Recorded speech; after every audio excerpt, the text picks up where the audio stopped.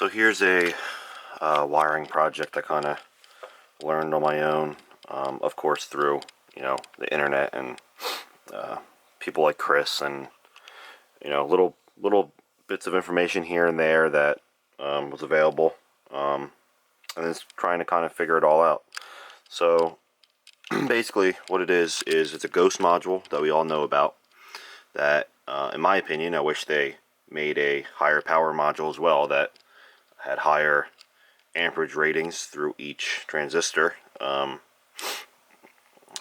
of sucks. It only allows just under 300 milliamps per channel. It's great for low power LEDs and having large amounts and quantities of low power LEDs, but that also requires good optics to actually let them be seen. So what we're doing here is basically taking a Ghozt module. I won't go over the whole thing of the Ghozt modules. Obviously we all kind of know how they work, but what we're doing here is, instead of outputting the channels off the Ghozt module and going right to our array of low powered LEDs, we're basically, well, what I'm doing here for the ease of testing and playing around is I'm outputting all the channels to just like a little prototype board, just so I could quickly solder wires in and whatnot. And then off of the proto board here, we're taking the channels out and going into this unique LED booster board. So this booster board is made specifically for the Ghozt modules, and it basically has higher capacity circuits on them, I guess for transistors or MOSFETs or whatever, and allows for higher amperage to run through them. So I think these support 4 amps per channel, which is hella a lot, right? You can power some bright ass LEDs off of that, or you can just string large quantities of them together per channel. So one thing to note is really all you're doing is bridging the booster board to the Ghozt board. 28 channel pins here into 28 channel pins here, and then you're taking 28 channels out and going to your LEDs. One thing to note though is you are converting from the negative switch side to positive now, so you're triggering your LEDs off of a positive trigger, not a ground trigger.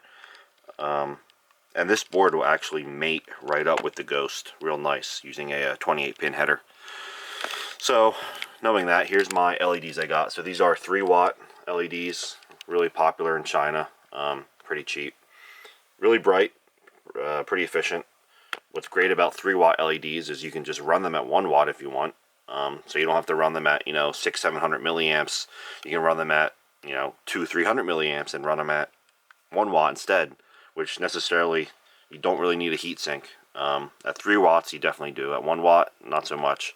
Probably not a bad idea to maybe use thermal tape, but I've ran these for days at 1 watt and they get warm, but I mean, I saw no signs of flickering or anything. That doesn't mean the lifespan was not getting shortened, but from my understanding they can run at 1 watt just fine without any heat sinking behind it. Maybe I'll get a heat gun and check the temperature after running them for that long. Maybe that'll really give you a definitive answer. So anyway, I basically have them in series of 4. So we have 1, 2, 3, 4, 5, 6, 7 of them in series of 4. And I have them wired up with a proper resistor to take basically 13 volts, 14 volts as my power source. One thing I did learn about Ghozt modules, which is pretty cool, is I think they work all the way down to like 4 volts.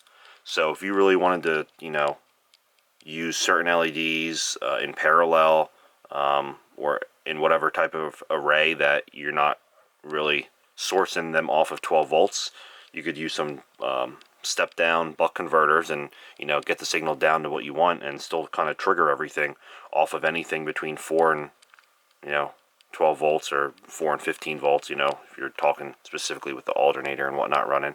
So that's pretty cool. But basically you're not limited to 12 volt source voltages or trigger voltages for a Ghozt module to work.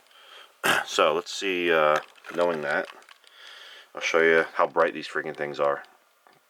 Go through some of the triggers.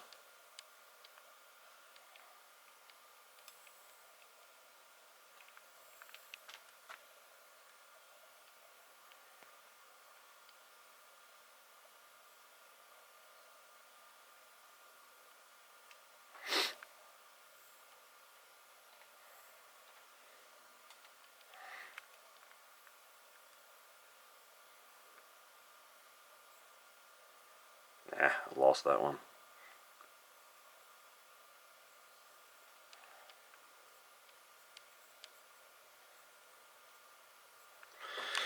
So yeah, in case anyone's wondering how you can run, higher powered LEDs or a lot more lower powered LEDs quantity wise off a Ghozt module, you kind of just need a conversion to a booster board in this case, which again, unique LED.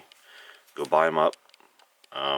There is also some guy in Moscow or Cyprus or some other country out there or whatever that was selling his own version of these on eBay for like 80 bucks. But they were all real generic. It was just like a PCB board with all the components, and it was only like 40 bucks cheaper than what you can get from Leo from Unique. And I mean, this board is freaking super high quality compared to what the eBay offering was. If the eBay offering was like 30 bucks, then I'd say it'd be worthwhile, but support Leo, Unique LED. It's a high quality product right here. Oh, and by the way, if you didn't hear me before, hey Ghozt Lighting, how about you make us a V2 version of this board with maybe some higher amperage capacities? That'd be nice.